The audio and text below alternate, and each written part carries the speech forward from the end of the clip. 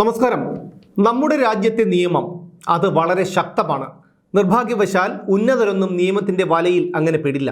കാരണം ജനപ്രതിനിധികൾക്ക് നിയമത്തിൻ്റെ പ്രത്യേക പരിരക്ഷയുണ്ട്. രാഷ്ട്രീയ പാർട്ടി ഏതായാലും അധികാരമുള്ളവനെ സംരക്ഷിക്കാൻ തക്കവണ്ണം നിയമത്തെ അവർ തന്നെ വളച്ചൊടിച്ചു വച്ചിട്ടുണ്ട്.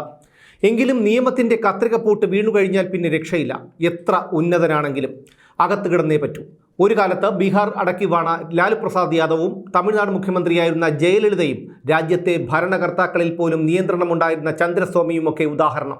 പക്ഷേ മുഖ്യമന്ത്രി പിണറായി വിജയൻ പ്രതിയായിട്ടുള്ള ലാവ്ലിൻ കേസ് 37 തവണ നീട്ടിവെച്ച രാജ്യത്തെ പരമോന്നത നീതിപീഠമായ സുപ്രീം കോടതിയെ ജനങ്ങൾ ചിലപ്പോഴെങ്കിലും സംശയത്തോടെ കാണുന്നുണ്ട്. പൊന്മുടി വിനോദസഞ്ചാര കേന്ദ്രമായ പൊന്മുടിയല്ല, തമിഴ്നാട് ഉന്നത വിദ്യാഭ്യാസ മന്ത്രി കെ പൊന്മുടി. ഈ മഹാനെ ഇന്നലെ മദ്രാസ് ഹൈക്കോടതി ശിക്ഷിച്ചു.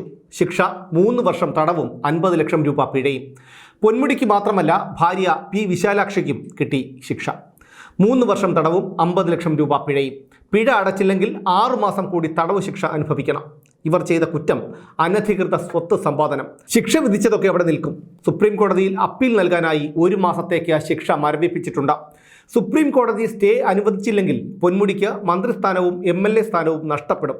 2006 മുതൽ 2011 വരെയുള്ള കാലയളവിലെ DMK മന്ത്രിസഭയിൽ ഉന്നത വിദ്യാഭ്യാസ ഖനി മന്ത്രിയായിരിക്കുമ്പോൾ 1,72 ലക്ഷം രൂപയുടെ അനധികൃത സ്വത്ത് പൊന്മുടി സമ്പാദിച്ചു എന്നാണ് വിജിലൻസ് കണ്ടെത്തിയത്. ഇതിനെ തുടർന്നാണ് അഴിമതി നിരോധന നിയമപ്രകാരം കേസെടുത്തത്.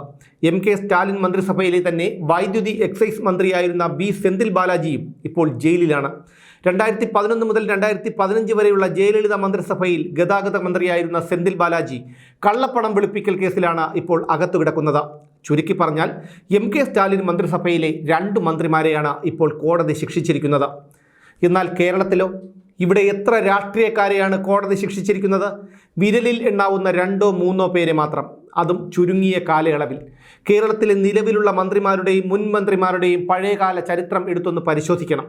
റേഷനരി വാങ്ങി കാച്ചി കുടിക്കാൻ വകയില്ലാത്ത കുടുംബങ്ങളിൽ നിന്ന് വന്നവരാണ് അധികം പേരും. ഇടമലയാർ അഴിമതി കേസിൽ R ബാലകൃഷ്ണപിള്ളയെ ശിക്ഷിച്ചു, അതും കുറച്ചുനാൾ. പാലാരിവട്ടം പാലം അഴിമതി കേസിൽ KV ഇബ്രാഹിം കുഞ്ഞിനെ ശിക്ഷിച്ചിട്ട് എന്തായി? 8-9 കൊല്ലം മുമ്പ് നടന്ന നിയമസഭാ അക്രമക്കേസിൽ V ശിവൻകുട്ടിയും EP ജയരാജനും KT ജലീലും അടക്കമുള്ള പ്രതികളെ ശിക്ഷിച്ചോ? ഇപ്പോഴെന്താണ് ആ കേസിൻ്റെ സ്ഥിതി? പീഡനക്കേസിൽ PK ശശിയെയും MA ബേബിയെയും ശിക്ഷിച്ചോ എന്നു കരുതി കേരളത്തിൽ അഴിമതി നടക്കാതിരിക്കുകയാണോ? അഴിമതിയുടെ മൊത്തക്കച്ചവടക്കാരൻ ഇപ്പോഴും കേരളത്തിൽ അരങ്ങ് വാഴുകയാണ്. കേരളത്തിലെ രാഷ്ട്രീയ നേതാക്കളുടെ ഇപ്പോഴത്തെ ആസ്തി ഒന്ന് നോക്കണം. പണ്ട് ഈ രാഷ്ട്രീയത്തിൽ ഇറങ്ങുന്നതിന് മുൻപ് ഇവരുടെ ആസ്തിയും നോക്കണം. അപ്പോഴറിയാം നമ്മുടെ വിയർപ്പ് നക്കിയാണ് ഇവറ്റകൾ തടിച്ചു കൊഴുത്തതെന്ന്. പൊതുപ്രവർത്തകൻ പോലും ആ വാക്കിൻ്റെ അർത്ഥം ഇവർക്കറിയാമോ?